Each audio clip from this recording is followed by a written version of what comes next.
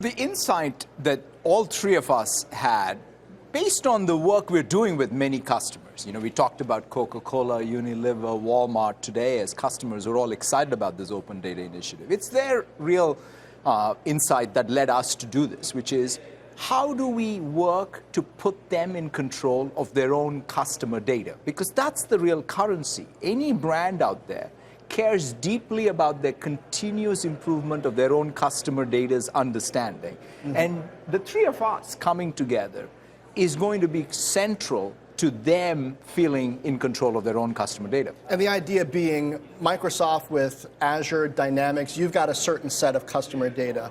Adobe, you've got the Experience Cloud, you've got lots of marketing data, different types of data about the customer and how companies are trying to reach out to the customer. SAP, you've got lots of data too, a lot of it having to do with what's going on inside the company that's affecting customers outside as well. So what are customers going to be able to do, and maybe Bill, I'll toss this one to you, that they couldn't do before once you figure out this open data thing and they're able to read data across all of your platforms? John, there isn't a CEO in the world that does not want to have a single view of their customer.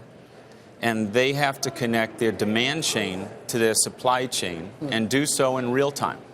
So if you think about the consumer who's social, mobile, they're geospatial, they're always on the fly, they're going to shop different companies in all channels, direct to consumer, wholesale, retail. And you have to make sure that connection point with that consumer is really intimate.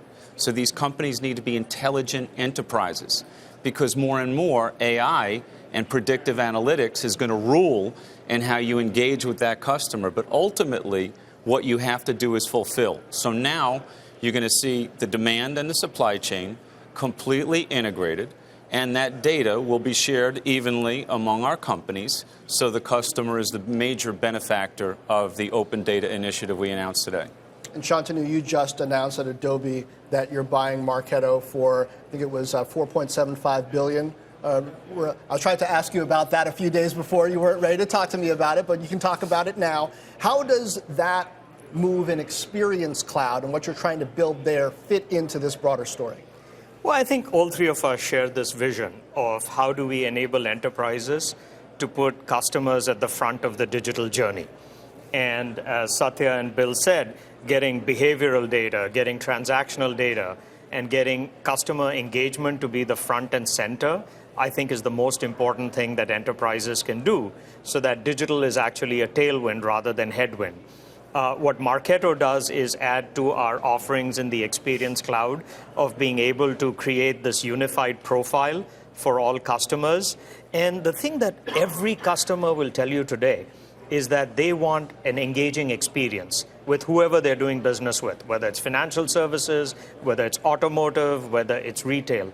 And Adobe focused a lot more on B2C customers, but the same requirements that were true for B2C customers are now true for B2B customers, and that's what Marketo provides. It's actually a bunch of senior execs built from SAP that are now, running Marketo. So thank you for training them. Glad to help you out, Shantanu.